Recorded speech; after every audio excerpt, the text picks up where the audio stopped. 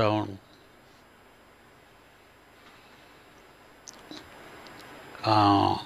10వ తేదీన మాదవలస వచ్చి పని చేయటానికి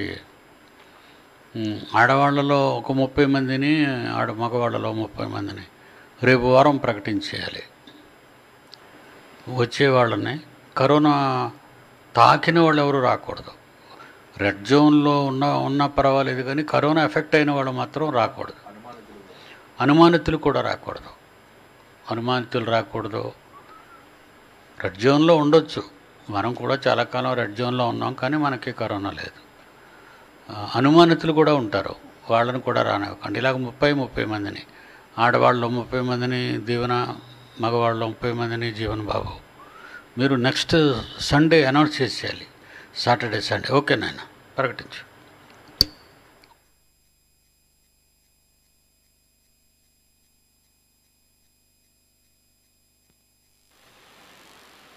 క్రీస్తునామంలో అందరికీ వందనాలు తెలియజేసుకుంటున్నానండి. ఎగ్జామినేషన్కి సంబంధించిన ప్రకటనలు, మిడ్ ఇయర్ ఎగ్జామినేషన్ అనేది ఆగస్టు 16వ తేదీ ఆదివారం జరిగించడానికి తేదీ నిర్ణయించబడింది. తేదీ గతంలో 15 అని చెప్పాం, కానీ కొన్ని కారణాల వల్ల 16వ తేదీకి మార్చడం జరిగింది. కాబట్టి ప్రిన్సిపాల్స్, విద్యార్థులంతా దీనిని గుర్తించవలసిందిగా కోరుతున్నాం. 16వ తేదీ ఆగస్టు ఆదివారం ఉదయం 10 నుంచి 1 గంట వరకు పరీక్ష నిర్వహించబడుతుంది. ఎవరి జిల్లాల్లో కొన్ని సెంటర్స్ని ఏర్పాటు చేసి ఎగ్జామ్స్ని అక్కడే నిర్వహించటకు వీలుగా అన్ని విధాల ఏర్పాట్లు చేయడం జరుగుతుంది. ప్రతి జిల్లాలోనూ ఆ యొక్క విద్యార్థుల యొక్క స్ట్రెంత్ని బట్టి సెంటర్స్ అనేవి ఏర్పాటు చేయడం జరిగింది. ఒక్కొక్క సెంటర్కి 15 నుంచి 20 మంది విద్యార్థులు మాత్రమే అనుమతించాలి. ఒకవేళ ఎక్కువగా ఉంటే ఆ పరిసర ప్రాంతాల్లోనే మరొక సెంటర్ని ఏర్పాటు చేసుకోవాల్సిందిగా కోరుతూ ఉన్నాం. ఎగ్జామినేషన్ సంబంధించి ఏ చిన్న సమాచారానికైనా వెంటనే మమ్మల్ని సంప్రదించండి. ఉదయం లైవ్లో అప్లికేషన్ ఎలా ఫిల్ చేయాలి, హాల్ టికెట్స్ ఎలా ఇష్యూ చేయాలి, వాటి వివరాలన్నింటినీ మీకు తెలియపరచడం జరిగింది. ఆ యొక్క వీడియోను కూడా మనకు వెబ్సైట్లో కానీ లేదా యూట్యూబ్లో కానీ అప్లోడ్ చేసి మీకు పంపడం జరుగుతుంది. అదేవిధంగా అప్లికేషన్ ఫామ్ని కూడా, హాల్ టికెట్ని, స్టూడెంట్స్కి ఇవ్వాల్సిన ఆన్సర్ షీట్ కానివ్వండి, క్వశ్చన్ పేపర్ కానివ్వండి, అన్నీ మీ యొక్క అఫీషియల్ మెయిల్ ఐడికి పంపడం జరుగుతుంది. మీ యొక్క విద్యార్థుల యొక్క లెక్కను బట్టి, ఆయా డిగ్రీలు వ్రాసే విద్యార్థులను బట్టి question papers, answer sheets, hall tickets అన్నీ మీరే ప్రింట్అవుట్లు తీసుకొని ఎగ్జామ్ని సక్రమంగా జరిగించాలి. ఎగ్జామ్ స్టేషనరీకి సంబంధించి ఏమైనా ఖర్చులు అయినట్లయితే వాటిని యూనివర్సిటీ మీకు పంపడం జరుగుతుంది. కనుక విద్యార్థులు అలాగే ప్రిన్సిపల్స్ అంతా గుర్తించండి. ముఖ్యంగా అడిషనల్ డిప్యూటీ డైరెక్టర్స్ పర్యవేక్షణలో యొక్క ఎగ్జామినేషన్ అనేది నిర్వహించబడుతుంది. కనుక పూర్తి సమాచారం అడిషనల్ డిప్యూటీ డైరెక్టర్స్లో కానీ ప్రిన్సిపల్స్లో కానీ ఏ విధమైన సందేహాలు ఉంటే వెంటనే మాకు తెలియపరచండి. ఎగ్జామినేషన్ సెంటర్స్ యొక్క వివరాలను కొంతమంది ప్రిన్సిపల్స్ లేదా అడిషనల్ డిప్యూటీ డైరెక్టర్స్ మాకు అందించారు. ఇంకా కొన్ని బ్లాంక్లో ఉన్న కారణంగా తెలియపరచలేదు. ఈ వారంలోగా వాట్సాప్లో కానీ మెయిల్ ద్వారా కానీ ప్రతి ప్రిన్సిపాల్కి కూడా ఆయా జిల్లాల్లో ఎన్ని సెంటర్స్ అయితే ఏర్పాటు చేశామో ఆ సెంటర్స్ యొక్క కోడ్తో సహా మీకు పంపడం జరుగుతుంది. కాబట్టి ప్రిన్సిపల్స్ అంతా ఈ సమాచారానికి వేచి ఉండవలసిందిగా కోరుతున్నాం.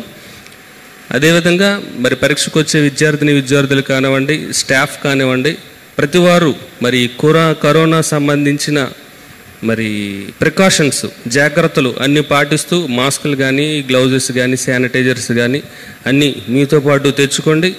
ఎవరికైనా కరోనా లక్షణాలు ఉంటే వారు దయచేసి పరీక్ష ఈ మిడ్ ఎగ్జామ్కి రాకుండా జనవరికి ప్రిపేర్ అవ్వాల్సిందిగా కోరుతున్నాం. ఎందుకంటే మీ ద్వారా ఇతరులకు వ్యాపించే అవకాశం ఉంది. కనుక ఈ జాగ్రత్తలు అన్నీ పాటించవలసిందిగా కోరుతున్నాం. ఎగ్జామినేషన్ సంబంధించిన ఫీజు మొత్తం జైశాలి చారిటబుల్ ట్రస్ట్ అకౌంట్లో డిపాజిట్ చేయాలని మీకు తెలియజేసాం. ఆ యొక్క అకౌంట్ డీటెయిల్స్ కూడా మీకు లైవ్లో చూపించడం జరిగింది.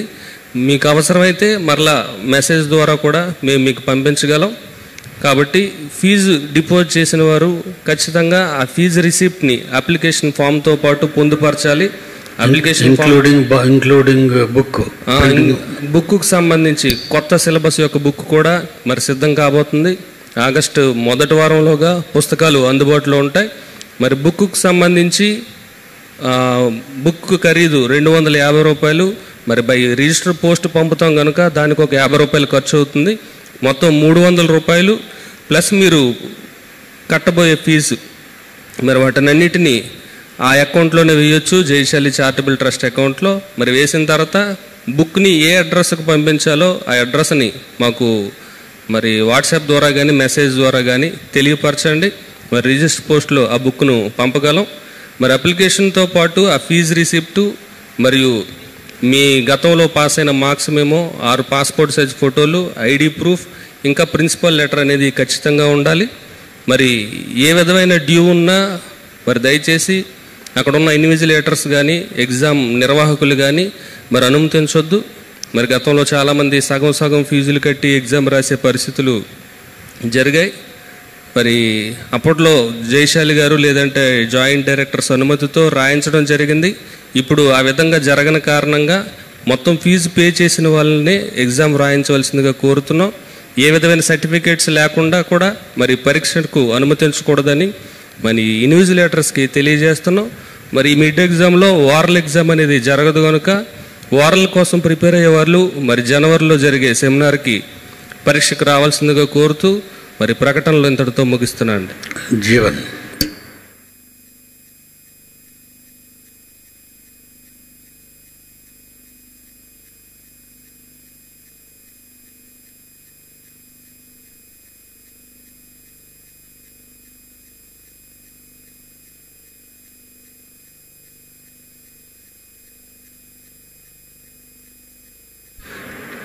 ఓకే అండి. ఆదికాండం 42వ అధ్యాయం 35, 36 చదువుకున్న తర్వాత 37కి లాస్ట్ 2 వచనాల గురించి ఆలోచిద్దాం.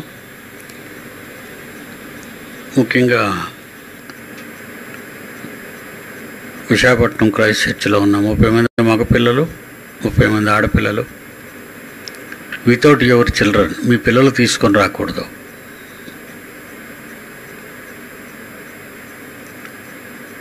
ఇకపోతే కరోనా అనుమానితులు మాత్రం రాకూడదు.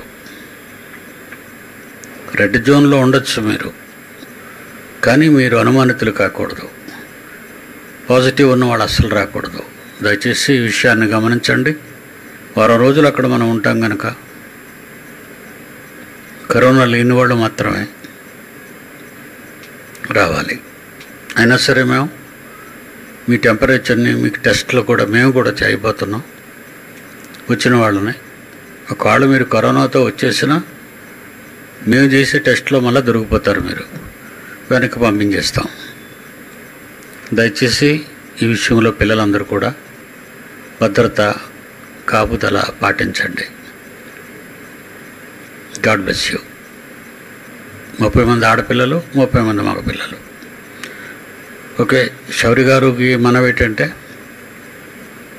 10వ తారీఖు పిల్లలు వచ్చేస్తారు కనుక అప్పటికి స్తంభాలు నిలిపే కార్యక్రమం శౌరి గారు ప్రారంభించాలి. ఈలోగా అయిపోవలసిన పనులన్నీ అక్కడ రేపు ఆదివారం కూడుకుంటాం. పైచ్చి ఆదివారం కూడుకున్న తర్వాత సోమవారం బయలుదేరిపోతాం. టైం చాలా షార్ట్గా ఉంది. శౌరి గారు గమనించాలి. స్టేజ్ దగ్గర అవ్వాల్సిన పని పూర్తయిపోవాలి. స్టేజ్ చుట్టూ మట్టి ట్రాక్టర్లతో వేయించేయాలి. అదంతా మీరు దగ్గరుండి పని చేయించాలి.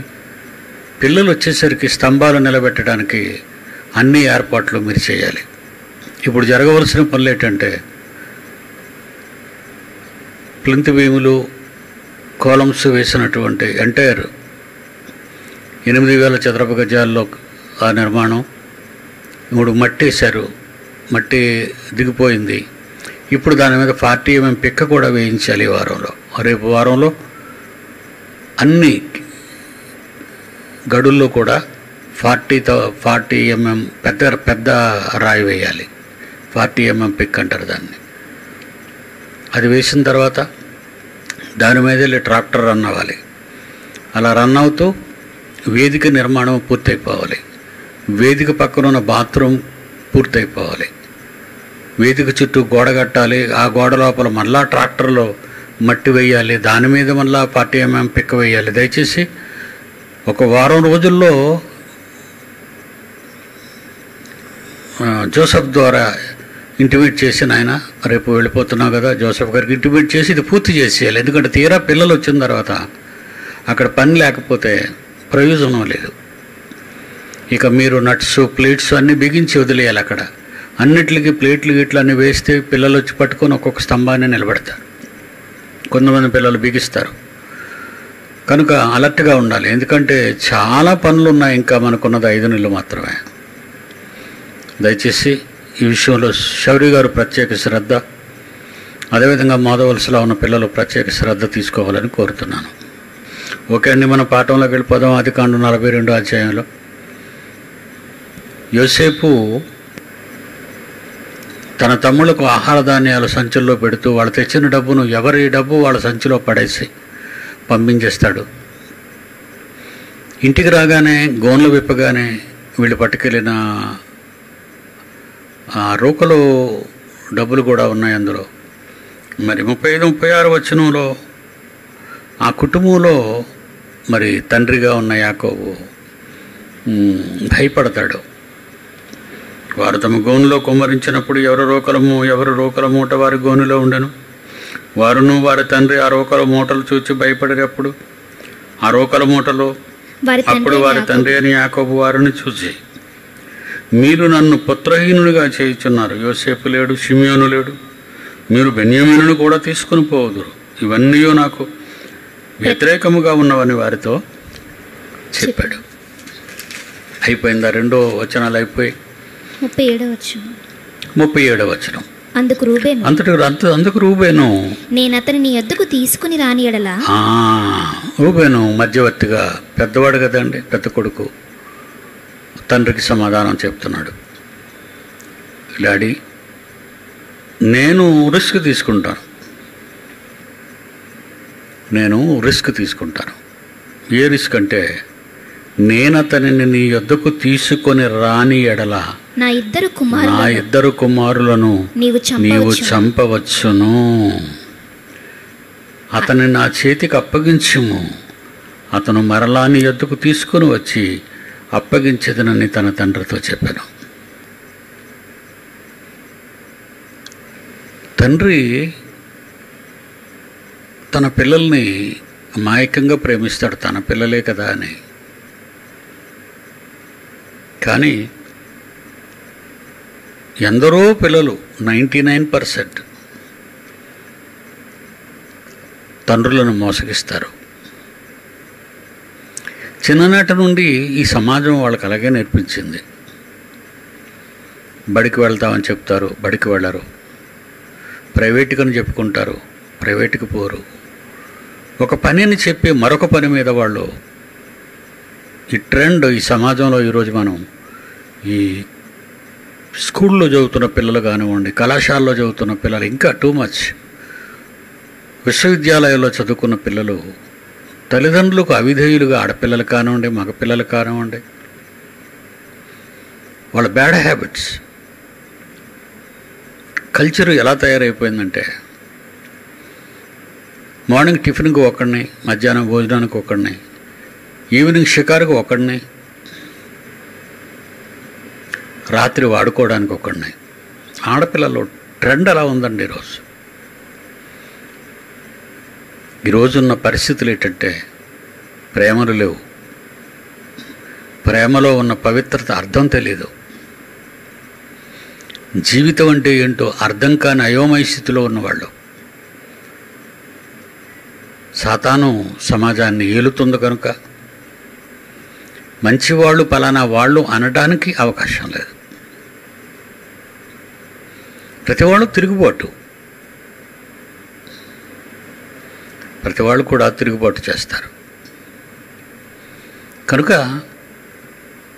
ఈ తిరుగుబాటు స్వభావం అనేది పితరుల కాలం నుంచి కూడా తండ్రిని మోసగించే పిల్లలు ఉన్నారు అంటే ఉన్నారు. ఇంకా ఆడపిల్లల ఆ విషయానికి వస్తే లోతు కూతుళ్ళే మీకు ఎగ్జాంపుల్.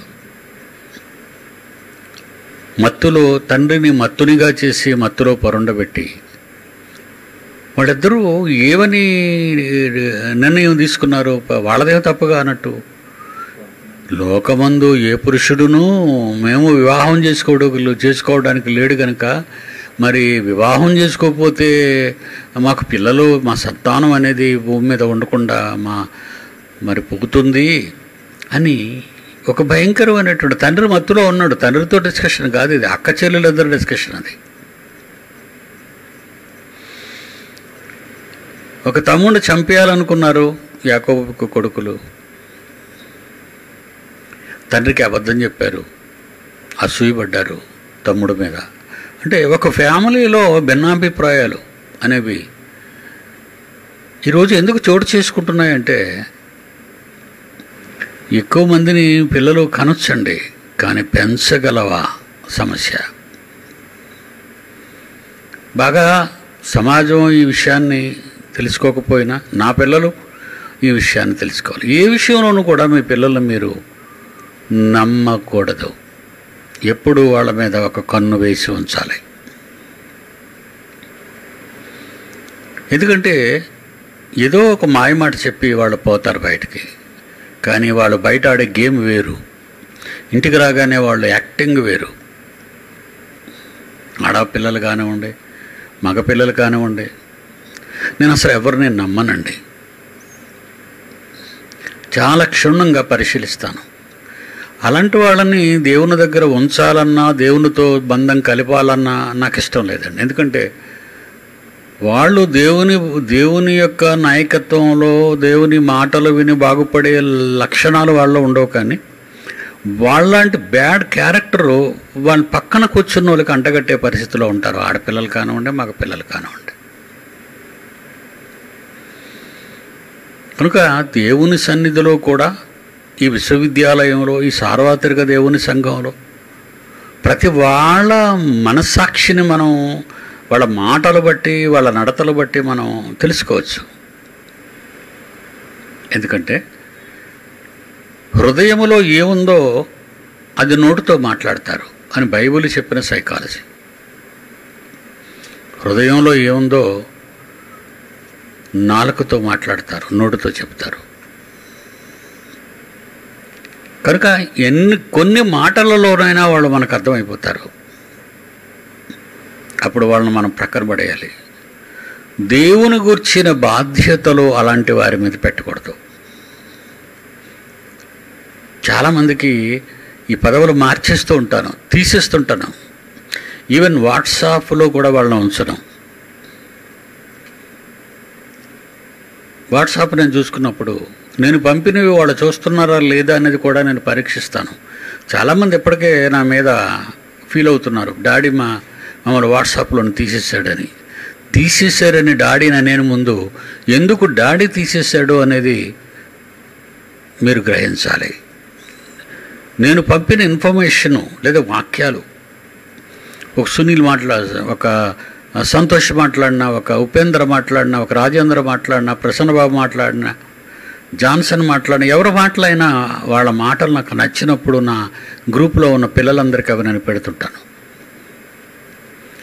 పెట్టిన తర్వాత వాళ్ళు చూస్తున్నారా లేదా అనేది నాకు టిక్కులు పడతాయి. ఒకటి చూస్తాను, మొదటి దానికి టిక్ ఉండదు, రెండో దానికి టిక్ ఉండదు, మూడో దానికి టిక్ ఉండదు, పంపించే 3 రోజులైనా టిక్కులు కనబడడం లేదని టాప్ను బ్లాక్లో పడేస్తాను, బ్లాక్ చేసేస్తాను. ఇంక అక్కడి నుంచి గోల, డాడీ నా తీసేశారు, డాడీ నా తీసేశారు, డాడీ నా తీసేశారు. నీది ఎందుకు తీసానో నీ తప్పు ముందు నువ్వు తెలుసుకోవాలి. డాడీ నుంచి ఎలాంటి ఇన్ఫర్మేషన్ వస్తుందో కాన్సన్ట్రేషన్ నీలో లేకపోతే నువ్వు నమ్మకమైన కుమారుడు అని నేను ఎలా నమ్మాలి? చాలామందిని తీసానండి, చాలామందిని తీసేశాను. నువ్వు నన్ను డాడీ అని పిలిచినంత మాత్రాన, 4 మాటలు డాడీ గురించి నువ్వు మాట్లాడినంత మాత్రాన నిన్ను నమ్మను. నిన్ను నేను నమ్మాలి అంటే నేను పంపించినది నువ్వు చూసావా లేదా అనేది నాకు రుజువు కావాలి. రుజువు కావాలి అంటే టిక్కులు పడతాయి. పోనీలే చదవకపోయినా చూసావనేది, వినకపోయినా చూసావనేది ప్రాథమిక న్యాయాన్ని మీకు ఇస్తున్నాను నేను. కనుక చర్చిలో ఎవరిని పడితే వాళ్ళని ఎంట్రీ ఇవ్వనండి. ఎవరొచ్చినా ఎంట్రీలు ఇవ్వను నేను. ఎందుకంటే అందరూ చర్చిలకు రమ్మంటారు. రండి చర్చికి రండి, చర్చికి రండి, మా చర్చికి రండి. నేను అస్సలు అలా పిలవటానికి సిగ్గుపడతాను. నేను పిలవడం ఏంటి? దేవుడు పిలిచేశాడు కదా. దేవుని పిలుపుకు నువ్వు లోబడి రావాలి కదా. వచ్చిన తర్వాత నమ్మకంగా బ్రతకాలి కదా. ఇంటి దగ్గర ఒకలాగా బ్రతికి చర్చిలో ఒకలాగా బ్రతికుతుంటే నిన్ను రానిస్తానా? 2 సార్లు బయటకు పంపించేశాను ఒక కుటుంబాన్ని. 3వసారి కూడా ఎంట్రీ ఇవ్వడానికి అడుగుతున్నారు. 2 సార్లు వాళ్ళని బయటకు పంపించేశాను, క్షమించాను పెద్ద మనసుతో. 3వసారి కూడా డాడీ ఒప్పుకుంటారా మేము వస్తే? చూసారా, ఆ భయం సంఘంలో ఉన్న పిల్లలకు లేకపోతే ఆ సంఘం దిగ్విజయంగా తేజోమానంగా భూమి మీద వెలసిలదు.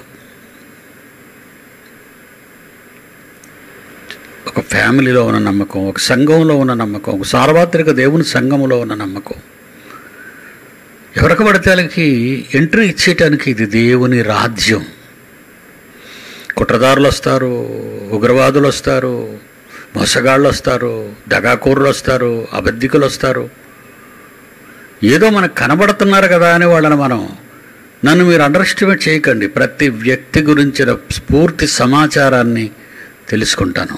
Who is she and who is he, what about is family, her family. ఎందుకంటే ఇది ప్రపంచానికి తలమానికంగా ఉన్న అత్యుత్తమమైనటువంటి స్థానంలో ఉన్న సార్వత్రిక దేవుని సంఘం. ఎవడు పడితే వాడు రావడం, ఎవడు పడితే వాడు పోవడం, వాడు ఇష్టం వచ్చినప్పుడు రావడం, వాడు కష్టం అయితే మానేయటం, ఎక్కడ కాకపోతే అక్కడికి వెళ్ళిపోవడం, అక్కడ కాకపోతే ఎక్కడికి వెళ్ళిపోవటం. గ్రూపులో కూడా సివియర్గా వార్నింగ్ ఇచ్చాను. ఆల్ గ్రూప్ అడ్మిన్లందరికీ కూడా హెచ్చరిక చేశాను. పనికి మాలిన వాళ్ళని మీ గ్రూపుల్లో నుంచి బయటికి తోసేయండి. ఎందుకంటే వాళ్ళు మంచివాళ్ళు కారు. నీ మనసును చెరిచి ఏదో ఒకటి పెడతారు. ఈరోజున్న గ్రాఫిక్స్లో లేనివి ఉన్నట్టుగా చూపిస్తారు. తెలుసు కదా మీకు, అది నేను చెప్పనవసరం లేదు, నాకంటే మీకే బాగా తెలుసు. కనుక ఇలాంటివి ఏవైనా తయారు చేసి సంఘంలో ఉన్న ఉత్తముల గురించి, మంచివాళ్ల గురించిన ఈ తప్పుడు సమాచారాలు వీడు వైరల్ చేస్తారనే భయం కూడా నాకుంది. కనుక ఈ అడ్మిన్స్ అయిన వాళ్ళందరూ కూడా ఈ రాజ్యానికి సంబంధించిన వాళ్ళు, రాజ్య సంబంధులు వాళ్ళు కారు, మన రాజ్య సంబంధులు కాదు వాళ్ళు, సాతాను రాజ్య సంబంధులు. వాళ్ళు ఎంట్రీ ఇస్తారు మనలోకి, దొంగతనముగా ప్రవేశిస్తారు అనే మాట బైబిల్లో రాయబడింది. గలతీ పత్రికలో 2వ అధ్యాయం అపోస్తలుడు పౌలు ఆసియాలో ఉన్న గలతీ సంఘానికి హెచ్చరిస్తూ, పౌలు గారు ఏ హెచ్చరిక చేస్తున్నారు అంటే 2వ అధ్యాయం 4వ వచనం. గలతీ పత్రిక 2వ అధ్యాయం 4వ వచనం. మనలను దాసులుగా చేసుకొనవలెనని క్రీస్తు యేసు వలన మనకు కలిగిన గొప్ప స్వాతంత్ర్యాన్ని వేగు చూచుటకు, రహస్యంగా వేగు చూడడం, వేగి చూచుటకు. దొంగలు వీళ్ళు, వేగు చూసేవాళ్ళు దొంగలు. పగలంతా వేగి చూస్తారు. ఏ ఇళ్ళు బాగున్నాయి, ఏ ఇంట్లో ప్రవేశిస్తే డబ్బు దొరుకుతుంది, ఏ ఇంట్లో మనుషుల దగ్గర బంగారాలు ఎక్కువ ఉన్నాయి, పగలంతా తిరుగుతారు వాళ్ళు. రాత్రి అటాక్ చేస్తారు. వేగుల వారు వేగు చూచుటకు రహస్యముగా ఎవరి ద్వారానో సంఘంలో ఒకరి ద్వారా ఎంట్రీ ఇస్తారు వాళ్ళు. దయచేసి సంఘంలో ఉన్న వాళ్ళందరికీ అదే రిక్వెస్ట్ చేస్తున్నాను. మీరు ఊరకనే మీ ఇంటి పక్క ఉన్న వాళ్ళని తీసుకొని రాకండి. మా గుడికి రండి, మాతో రండి. ఎందుకు రావాలి? వాళ్ళు అడగాలి. నీ భక్తిని బట్టి ఆ కుటుంబాల మధ్య నువ్వు జీవిస్తున్నావంటే ఒక క్రైస్తవురాలిగా, క్రైస్తవుడుగా నీ ఉన్నత స్థితిని, నీ సత్క్రియలను వాళ్ళు చూసి దేవుణ్ణి మహిమపరచాలి. అది బైబిల్ మాటది. అప్పుడు వాళ్ళు నిన్ను ప్రాధేయపడాలి.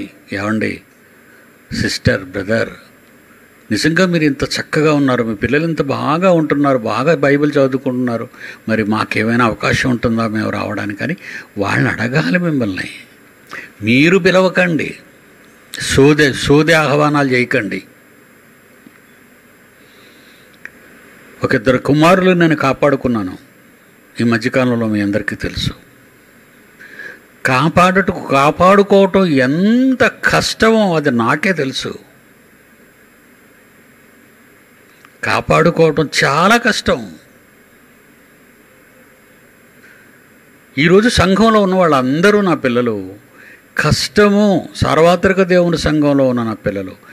ఒక కష్టం తండ్రి నోట వచ్చింది అంటే మా తండ్రి జయశాలి గారి స్ఫూర్తితో అనే మాట వాడుతూ వాళ్ళ సహాయ దాతృత్వ కార్యక్రమాలు నా పిల్లలు జరిగిస్తున్నారు. ఇందులో చీడ పురుగులు ప్రవేశించారో నా పిల్లలు క్యారెక్టర్ మారిపోద్ది. దొంగతనముగా ప్రవేశించి వేగుచూచుటకు దొంగతనముగా ప్రవేశించిన కపట సహోదరులు బయటకు మాత్రం బ్రదర్ సిస్టర్ అన్నాను, కానీ వాళ్ళు మంచోడు కారు. వాళ్ళు మంచోళ్ళు కాదో మీ వయస్సు మీకు చెప్పలేదు. నాది అబౌవ్ 70 years. ఎన్ని సంఘాలు, ఎన్ని జనాలు, లక్షల మీద ఎంతమందితో మాట్లాడానో నా లైఫ్ టైంలో.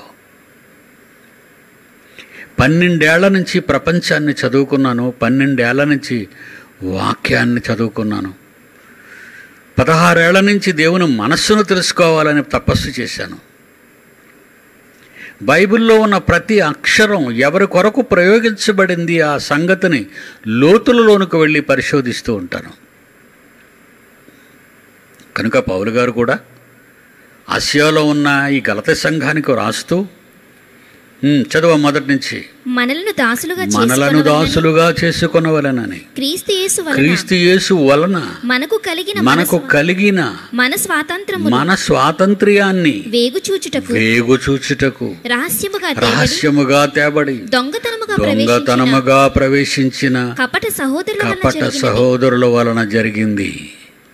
గలతీ సంఘం పాడైపోవటానికి కారణం గలతీ సంఘంలో ఎవరో ఒకరు ఈ ఉగ్రవాదులకు అవకాశం ఇచ్చారు తీసుకురావటానికి.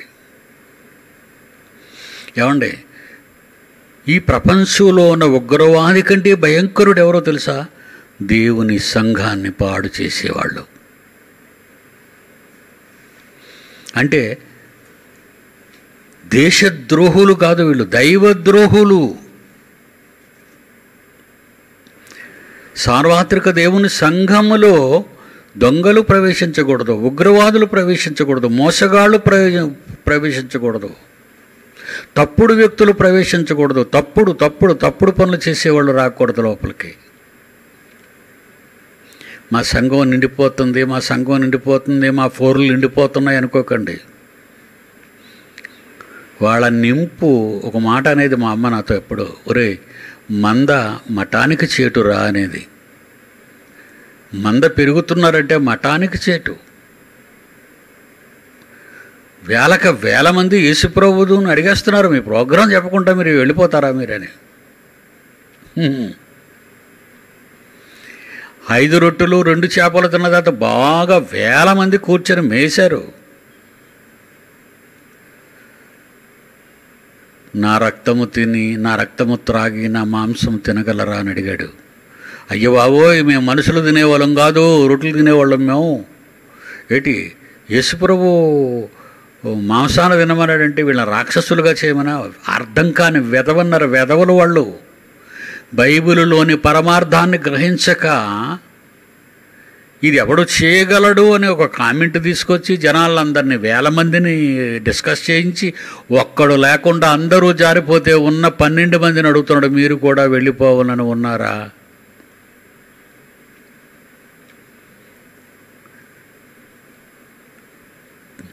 అందులో ఒకడు వెళ్ళిపోయినా 11 తర్వాత 12 మత్తే పేరట చీటి వచ్చిన తర్వాత ఆ 12 మంది భూమిని తలక్రిందులు చేశారు. మందను చూడకండి. ఈ మంద ఎక్కువ అయ్యారంటే దాన్ని కాయటం బాధ్యత కూడా వాక్యం ద్వారా పెంచే దైవజనులకు కష్టం అవుతుంది. నా పిల్లలందరికీ చెప్తున్నాను, ఏదో మన చేతిలో ఒక 5 రూపాయలు పెట్టాడని, ఏదో మన కోసం ఏదో చేసేస్తున్నాడని మీరు అనుకోకండి. ఇదంతా పెద్ద గేమ్. ముందు మన కుటుంబాలలో మన పిల్లలు ఎలా పెరిగారు అనేది ఆలోచించాలి. యాకోబు కొడుకుల వలన మోసపోయాడు. నేను వెళ్ళిపోతాను, మృతుల్లోకానికి నేను వెళ్ళిపోతాను, నేను ఇక్కడ భరించలేకపోతున్నాను, అక్కడికి వెళ్ళి నెమ్మది పొందుతాను, నేను ఈ కొడుకుల మధ్య నేను ఉండలేను. ఒక తండ్రి విసిగిపోయి మాట్లాడిన మాటలవి. ఒక క్రిస్టియన్ కుటుంబ పాలన సంఘ పాలనలా ఉండాలి. నేను మిమ్మల్ని కాసే విధానాన్ని నా పిల్లలైన వారందరికీ నేను అందుకే నేర్పిస్తున్నాను. నేను నా తండ్రిని కోరుకున్నది, తండ్రి నా పిల్లలందరినీ ప్రయోజకులు చేసిన తర్వాత నన్ను ప్రశాంతంగా నిన్ను తీసుకుని వెళ్ళిన ఆయన, నా మీద చాలా భారం. ఇప్పుడే పిల్లలు కళ్ళు తెరుస్తున్నారు. ఎందరో నన్ను వెంబడించారు, ఎందరో నన్ను గణపరిచారు, ఎందరో నాకు దండలు వేశారు, ఎందరో నాకు పాదాభివందనాలు చేశారు. వాళ్ళల్లో ఎవరు కూడా నా దగ్గర లేరు. అనుభవం, జీవితంలో నేను అనుభవించిన అనుభవం. పాదాభివందనం చేసినంత మాత్రంలో పాదాలు పట్టుకొని లాగి పడగొడతాడనే సంగతి తెలుసుకోవాలి. అలాగని పాదాభివందనాలు చేసిన వాళ్ళు అలాంటి వాళ్ళని నేను అన్ను. వాళ్ళలోనే కలిసిపోయి లైన్లో వస్తారు వీళ్ళు. ఈరోజు వాళ్ళు ఎవరూ నా దగ్గర లేరు, రారు. దేవుని పిల్లలారా, సంఘాన్ని కాసే నాయకులారా, కళాశాలలు నడుపుతున్న ఉపాధ్యాయులారా, జోనల్ డిప్యూటీ డైరెక్టర్స్లారా, అడిషనల్ డిప్యూటీ డైరెక్టర్స్లారా, మీరందరికీ చెప్తున్నాను, ప్రతి వ్యక్తిని అబ్జర్వేషన్లో పెట్టండి. ఆడని అబ్జర్వేషన్లో పెట్టండి, మగని అబ్జర్వేషన్లో పెట్టండి. దేవుని నామానికి కళంకం ఆపాదించి, లేదంటే బైబిల్కు భిన్నంగా వాళ్ళ ప్రవర్తనలో ఏది కనిపించినా మీరు భద్రత. కరోనాకి ఎలా భయపడి గజ వణికిపోతున్నారో అంతకంటే భయంకరమైన వాళ్ళు వీళ్ళు. కరోనా వస్తే లోకంలోనే నీకు మరణాన్ని చూపిస్తుంది, కానీ పాపం అనేది సంఘంలో ప్రవేశిస్తే నిత్య నరకానికే శాశ్వతంగా తీసుకుపోతుంది. That is the difference between corona and hell. ఎవరిని నమ్మకండి. కొడుకుల మీద అనుమానం వచ్చింది. ఏమన్నాడు? నాకు యోసేపును కాకుండా చేశారు, ఇప్పుడు షిమ్యోనును అక్కడ వదిలేసి వచ్చారు, మళ్ళా ఇప్పుడు బెన్యామీను తీసుకెళ్తున్నారు. ఇవన్నీ నాకు ప్రతికూలంగా ఉన్నాయి. ఇవన్నీ నాకు ప్రతికూలంగా ఉన్నాయిరా. కొడుకులనే మాటే కానీ మిమ్మల్ని ఎందుకు నమ్మాలి? చూసారా, కొడుకులు ఎక్కువైపోవటం. దేవుని సంకల్పం చొప్పున 12 గోత్రాలు ప్రకృతిలో జరగాలి కనుక యాకోబు కుటుంబాన్ని ఇశ్రాయేలు కుటుంబంగా ఆకాశ నక్షత్రాల్లాగా పూర్వీకుడైన పితరుడైన అబ్రహాము, ఇస్సాకులు, యాకోబులకు ఇచ్చిన మాట నెరవేర్చడానికి వారికి గర్భఫలాలను పండించాడే తప్ప, చివరికి ఆ గర్భఫలాలుగా పుట్టిన వారే శేషంగా మిగిలిన యూదులు క్రీస్తును చంపేశారు, అపోస్తులను చంపేశారు, ప్రవక్తలను చంపేశారు. This is the evidence of the Christianity. ఈరోజు మొక్కలు అయిపోయారు. క్రైస్తవుడని పేరు వాళ్ళకు ఉండదు. వాళ్ళ సంస్థల పేర్లు, వాళ్ళ వ్యక్తుల పేర్లు. మోసం జరిగిపోయింది, కుట్ర జరిగిపోయింది. దేవుని కోటను కూల్చారు, దేవుని పిల్లలను సర్పసంతానంగా మార్చేశారు. ఏ ఒక్కడి వలన ఇలాంటి అరిష్టం జరుగుతుందో మనకు తెలియదు, కానీ ఒక వాక్యమే వాళ్ళ క్యారెక్టర్ని, వాళ్ళ నోటి మాటలు వల్ల మనం పట్టాలి. దేవుని పిల్లలారా, తన కొడుకులను అనుమానిస్తున్నాడు. నిజంగా ఈ మాట రూబేను అన్నప్పుడు, అందుకు రూబేను, నేను అతని నీ యొద్దకు తీసుకొని రాని ఎడల నా 2 కుమారులను నీవు చంపవచ్చును. ఎందుకండి అంత త్యాగం? అంటే నీకు పిల్లలు పుట్టిన తరువాత ఆ పిల్లల మీద తండ్రికి ఉన్న మనస్సు ఏంటో ఇప్పుడు నీకు అర్థమైంది కదా రూబేను. నాకు పిల్లలు పుట్టినప్పుడు, నా కొడుకుగా నువ్వున్నప్పుడు, వీళ్ళందరూ నీ తమ్ముళ్ళైనప్పుడు జంతువు ఎత్తుకుపోయిందని ఎలా చెప్పగలిగావురా? మీ దగ్గరికి వచ్చినప్పుడు మీరు కాపాడవలసిన మీ తమ్ముణ్ణి క్రూరమృగం ఎందుకు ఎత్తుకుపోతుంది? అంత భయంకరమైనటువంటి స్థలాలలోనికి యోసేపును మీ యోగక్షేమాల కొరకు తండ్రి ఎందుకు పంపాలి? ఇటు ఆ జాగ్రత్తలు తీసుకోకుండా పంపించేశాడా? నేను ఎన్ని జాగ్రత్తలు తీసుకున్నా పంపినా మీ వలన నేరం అనేది జరిగింది. నా కొడుకు నాకు లేకుండా పోయాడు. అంగలార్చుచు మృతుల లోకానికి పోవాలి అనుకున్నాను. కానీ ఈరోజు నీకు పిల్లలు పుట్టేసరికి నీ పిల్లలు నా దగ్గర పెడతావా? చంపేస్తావా? ఒరే, నేను మీ తండ్రినిరా. నా మనవరాల్ని మనవణ్ణి చంపుకునేవాడిని కాదురా. నేను నీ పిల్లలు చంపేవాడిని కాదు, చంపేయాలని అనరా. నా పిల్లల కోసం నీ పిల్లల్ని చంపేయమంటానరా? నువ్వు నా కొడుకువే కదరా. ఒక క్రైస్తవ కుటుంబంలో డిసిప్లిన్, సంస్కారమైన కుటుంబం, భక్తి కలిగిన కుటుంబం, Christ is the head of this house అని బోర్డు పెట్టుకోవడం కాదు. క్రీస్తుని ఇంటికి అధికారా? క్రీస్తుని ఇంటికి అధికారా? నీ సంఘానికి అధికారిగాడు, నీ ఫెలోషిప్కి అధికారిగాడు. ఎందుకంటే ఆయన పేరు లేదు, కానీ నీ ఇంటి బోర్డు మీద మాత్రం Christ is the head of this house అని పెడతావా? మనం మాట్లాడుకుంటే సైలెన్స్ లిజనర్ అట. మనం భోంచేస్తుంటే మనతో కూడా తింటాడట. ఎలాగ 4 ఉంటాయి ఆ బోర్డు మీద. భలే నటిస్తున్నారా మీరు. ఆయన అంటాడు, నువ్వు ఈ బోర్డు పెట్టుకున్నావు, తలుపునొద్ద నిలిచుండి తట్టుచున్నాను. ఎవడైనాను నా స్వరము విని తలుపు తీస్తే నేను వాళ్ళ దగ్గరికి వచ్చి భోజనం చేస్తానన్నాడు. ఇంటిలో నుంచి క్రీస్తును తగిలేసింది నువ్వు.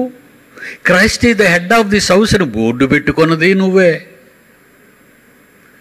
చీటింగ్, డర్టీ చీటింగ్, దైవద్రోహులు వీళ్ళంతా.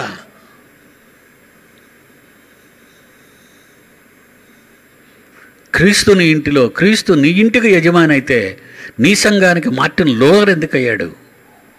క్రీస్తుని ఇంటికి అధికారి అయితే, Christ is the head of this house అంటున్నావు. క్రీస్తుని ఇంటికి అధికారి అయితే ఆర్సీఎం ఎందుకు పేరు పెట్టుకున్నావు? పెంతెకోస్తు పండుగ దినం పేరు ఎందుకు పెట్టుకున్నావు? బ్రదరన్ మిషన్ అను. ఏ బ్రదరన్స్ వాళ్ళు? ఇంతలో దేవుళ్ళు ఉన్నారు, ఆ దేవుళ్ళందరికీ పిల్లలు ఉన్నారు, ఆ పిల్లలందరూ బ్రదర్స్ అనుకుంటారు. వాళ్ళు ఇంతకీ ఏ దేవుని బ్రదర్స్ వీళ్ళు? Brethren mission. ఇన్ని మొక్కలు చేసింది దాని తెలివితేటలు దొంగతనముగా ప్రవేశించి కపట సహోదరుల వలన జరిగింది ఇదంతా. సంఘమా మేలుకో, కళాశాల మేలుకో, రీసెర్చ్ సెంటర్ మేలుకో, డిప్యూటీ డైరెక్టర్లారా మెలకువా, అడిషనల్ డిప్యూటీ డైరెక్టర్లారా మెలకువా.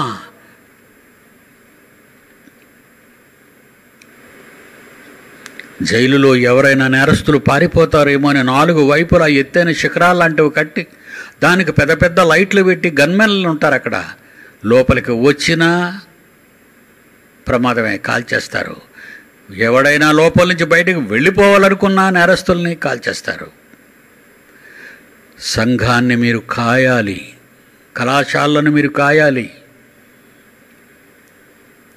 ఈ దొంగలు ప్రవేశిస్తారు. అబ్రహాం యాకోబు కుమారుల్లో ప్రవేశించాడు దుష్టుడు. అందరూ ఒక మాట మీదకి వచ్చేశారు, చంపేద్దాం. తోడబుట్టిన తమ్ముడిని చంపాలనే మాట మీ నోట రావటమే తప్పు. అందుకేమనుకుంటున్నాడు? వాడు చేసిన కుట్ర, తమ్ముళ్ళని ఆదరించి మళ్ళా ఆపిన కుట్ర. పెద్దవాడు కనుక రూబేను, ఇంటికి పెద్దవాడు కనుక ఆ ప్రేమను ఎక్కడో ఏదో మూల ఉంది. తన పిల్లల్ని తండ్రికి చంపేమన్నాడు. ఏ తండ్రి చంపుకోడు మనవల్ని మనవరాళ్ళని. చంపుతున్నది మీరు, చంపాలనుకున్నది మీరు. తగిలేయాలనుకున్నది మీరు, అమ్ముకున్నది మీరు. మళ్ళీ తండ్రితో మాట్లాడతామంటే అది మాట్లాడే విధానమా? ఆ మాటే నేరం చేశాడు అనడానికి ఇండియన్ పీనల్ కోడ్ రాయబడింది. ప్రపంచ దేశాల్లోని పీనల్ కోడ్స్ అన్నీ బైబిల్ని దగ్గర పెట్టుకుని రాశాయి. 5-6 దేశాలను కూర్చోబెట్టి మన దేశ రాజ్యాంగాన్ని రాశారు. దేవుని పిల్లలారా, బైబిల్ ఒక మహా విజ్ఞానపు గని. వ్యక్తి నుంచి విశ్వం వరకు ఎన్నో రహస్యాలను భద్రపరిచాడు దేవుడు. అందులో ఒక సింగిల్ పర్సన్ నుంచి ఎంటైర్ యూనివర్స్ వరకు కూడా ఎన్నో రహస్యాలను మనకు తెలియాలని రాయించాడు. వాడు మానసిక రోగ, శారీర రోగ అయితే వైద్యం సరిపోతుంది. మానసిక రోగ అయితే బైబిల్ తప్ప మరొక ఇంకేమీ వాడిని మార్చలేదు. కనుక మీకు అప్పగెప్పబడిన మంద మీద మీరు జాగ్రత్తగా కాయాలి. నేను లెక్క అడుగుతాను. రోడ్డును పోయే వాళ్ళు తీసుకొచ్చి కూర్చోబెట్టడం ఎందుకు? ఈ 10 మందికి నువ్వు కాపలా ఉండడం ఎందుకు? ఈ 10 మందికి నువ్వు దేవునికి లెక్క చెప్పడం ఎందుకు? ఇది మీకు బాధ అనిపించడం లేదా? డెవలప్మెంట్ అనుకుంటున్నారా? ఉదయం చూపించాను చూసారా, చర్చికి జనం రావట్లేదు, అయ్యగారి కానుకలు లేవు, కారు వేసుకొని బయలుదేరిపోయాడు. ఇంకా కరోనా ఇల్లులన్నీ సంఘంలో ఉన్న వాళ్ళందరికీ అయితే ఈ మధ్యలో మరలా ఇంకొక సంఘం వాడొచ్చు కానీ మా సంఘస్తులను ఎత్తుకెళ్ళిపోతాడేమని భయం. ప్రేమ కాదది, చీటింగ్ బిజినెస్. ఏమండి, ఎందుకు భయం? ఈ మధ్యన వెస్ట్ గోదావరిలో ఉన్న పాస్టర్స్ అందరూ కూడా భయపడిపోయారు. ఎవరో ఒక హైదరాబాద్లో ఉన్న ఆయన వాళ్ళగా అనుకూలమైనటువంటి వాళ్ళని, ఆ జిల్లాలో ఉన్నటువంటి వాళ్ళని సంపాదించుకోవాలని ఒక టెక్నిక్ ఉపయోగించాడు. అతను అక్కడ మాట్లాడడానికి ఏం టెక్నికల్ ఏం చేశారు నాయన, అక్కడ టీవీ పెట్టి ఆయన మాట్లాడుతున్న ఆన్లైన్ను పెట్టాడు. దానికి పాస్టర్స్ అందరూ తిరుగుబాటు చేశారు. అయినా మీరు సంపాదించిన పిల్లలు ఎందుకు వెళ్ళిపోతారు? చిన్నబాబు నాకు ఫోన్ చేశాడు, daddy what about your advice అని. నేను సైలెంట్ అయిపోయాను. ఎందుకంటే ఒకప్పుడు అదే పాలకొల్లులో పాస్టర్స్ అందరూ వచ్చి వేదిక మీద కూర్చున్నారు. వాళ్ళందరూ మనలోకి వచ్చేమని కాదు, మన సంఘంలోకి వచ్చి చిన్నబాబు చర్చకు వచ్చండి అని అప్పుడు అనలేదు. ఏమండి, ఎవరు మందన వాళ్ళు కాసుకోవాలి. ఒక్కొక్కసారి మీరు గమనించండి, పల్లెళ్ళంట 4-5 మందలు వెళ్తుంటాయి, కానీ మందకి 2 చెప్పులు ఉంటారు, కుక్కలు ఉంటాయి, 2 ఉంటారు. కానీ ఈ గొర్రె ఆ గొర్రెలతో కలవదు, ఆ గొర్రె ఈ గొర్రెలతో కలవదు. ఆ మందల్లో అలా కాచుకుంటారు వాళ్ళు. నీ యజమాన్ని నీ గొర్రెలే గుర్తించగలవు, ఆ యజమాన్ని ఆ గొర్రెలే గుర్తించగలవు. యేసుప్రభు అంటాడు, ఈ దొడ్డివి కానీ వేరే గొర్రెలు నాకు కలవు, నేను ఇప్పుడు వాటిని తీసుకొని వస్తాను, అవి నా మాట విన్నప్పుడు నన్ను ఫాలో అయిపోతాయి. చూసారా ఆ మాట ఎందుకన్నాడు? నా గొర్రెలు నా స్వరము వింటాయి, అవి నన్ను ఫాలో అవుతాయి, వాటిని తీసుకొస్తాను అన్నాడు యేసుక్రీస్తు. అంటే మేపే ఆయన గొర్రెలు కాపరి తన గొర్రెల్ని తనకు అనుకూలంగా మలుచుకుంటాడు. మీ సంఘంలో మీ గొర్రెలు, మీ సంఘస్థులు మీ మాటలు విన్నప్పుడు మరో గుంపులోకి ఎలాగెళ్ళిపోతాయండి? ఎందుకంటే పాస్టర్లారా భయపడతారు మీరు అంటే వాళ్ళ మీద మీకు నమ్మకం లేదా? నేను కానండి ఈ చర్చిలో నువ్వు బయటికి వెళ్ళిపో అని ఎవరినైనా అన్నాను అనుకోండి, బళ్ళు నడుస్తారండి వాళ్ళు. నా గొర్రెలు నా స్వరాన్నే వినాలి. ఎవరి దగ్గర పోతారని ఆ ఇంటి చుట్టూ ఈ సంఘంలో ఉన్న వాళ్ళందరూ హౌస్ విజిటింగ్. అబ్బా, హౌస్ విజిటింగు, ఈ గొర్రెలు ఇంకొక సంఘం వాళ్ళు ఎత్తుకెళ్ళిపోతారని. అంటే నీ గొర్రెల మీద నీకే నమ్మకం లేదు. నీ గొర్రెలు నీ స్వరం అంటాయి, నీ స్వరం వినేటట్టుగా నీ గొర్రెలను తయారు చేయి. అవి ఎవరు పిలిచినా వెళ్ళవు. ఇక యజమానికి ఎంత భారం ఉందండి? ఒక గొర్రె మిస్ అయిందండి, 99 వచ్చేసాయి దొడ్డుకి.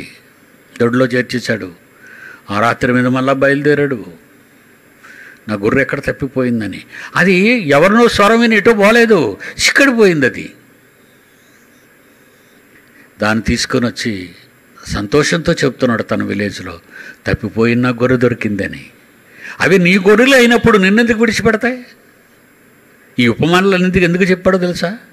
కాపరులారా, సేవకులారా, దైవజనులారా, కోఆర్డినేటర్స్లారా, ప్రిన్సిపాల్స్లారా, అడిషనల్ డిప్యూటీ డైరెక్టర్స్లారా, డిప్యూటీ డైరెక్టర్స్లారా, జాయింట్ డైరెక్టర్స్లారా, మీ గొర్రెలు మీ మాటలు వింటాయి. అవి ఎక్కడికి వెళ్తాయి? అలా వెళ్ళేది ఏదైనా ఉంటే దాన్ని బయటే పడేయండి. ఇంకా నువ్వు వెళ్ళిపో అని చెప్పండి.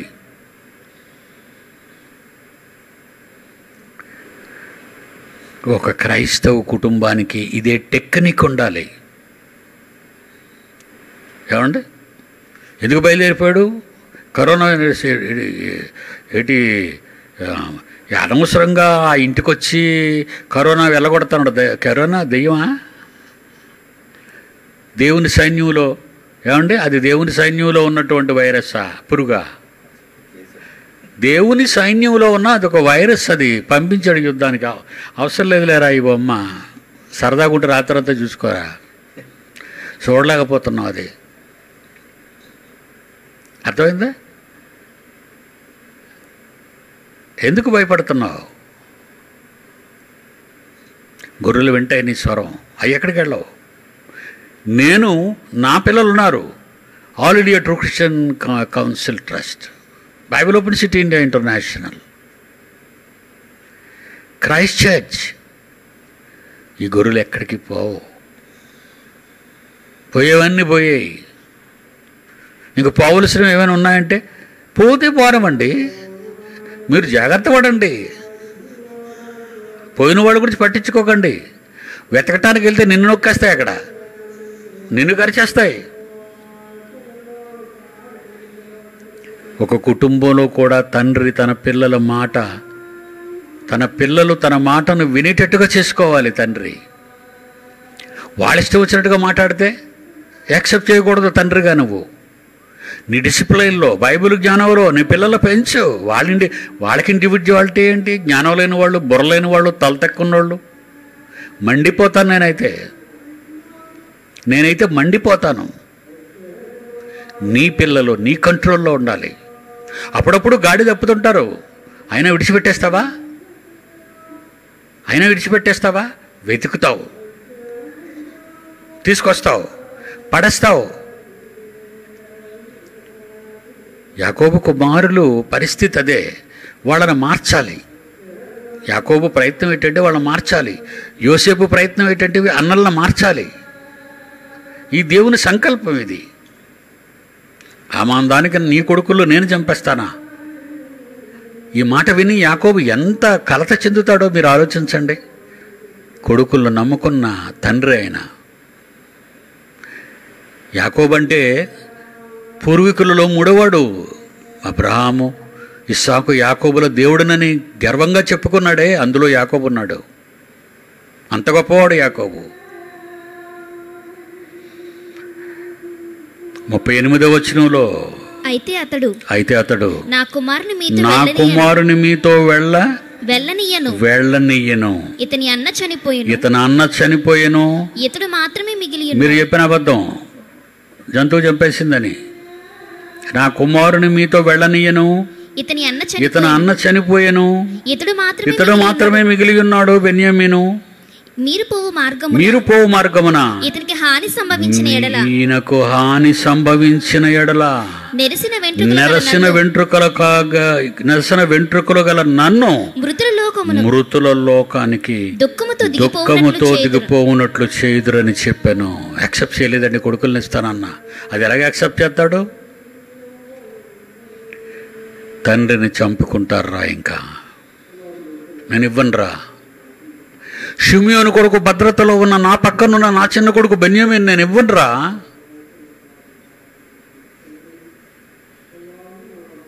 ఈ బెన్యామీను ఇచ్చిస్తే అంటే తండ్రి ఏమనుకుంటున్నాడు? చచ్చిపోయాడని. ఒక ఆయన్ని అక్కడ వదిలేశారు తాకట్లాగా. ముందు ఒక ఆయన్ని చచ్చిపోయాడని చెప్పారు. ఎక్కడికి వచ్చేసరికి నన్ను చంపేస్తారా అమెరికా, నన్ను చంపేస్తారా? ఎంత భయంకరమైన మాటలు మాట్లాడుతున్నాడండి. నా కుమారుని మీతో వెళ్ళనియ్యను, ఇతని అన్న చనిపోయాడని చెప్పారు, ఇతడు మాత్రమే మిగిలి ఉన్నాడు, బెన్యామీను మాత్రమే మిగిలి ఉన్నాడు. మీరు పోవు మార్గమున ఇతనికి హాని సంభవించిన బెన్యామీను కూడా ఏ మృగమైన ఎత్తుకుపోయిందని మీరు అన్నారు అనుకోండి. నెరసిన వెంట్రుకల గల నన్ను సమాధిలోనికి దుఃఖముతో దిగిపోవునట్లు చేయుదురని చెప్పాను. సమాధిలోనికి దుఃఖముతో దిగిపోవునట్లు,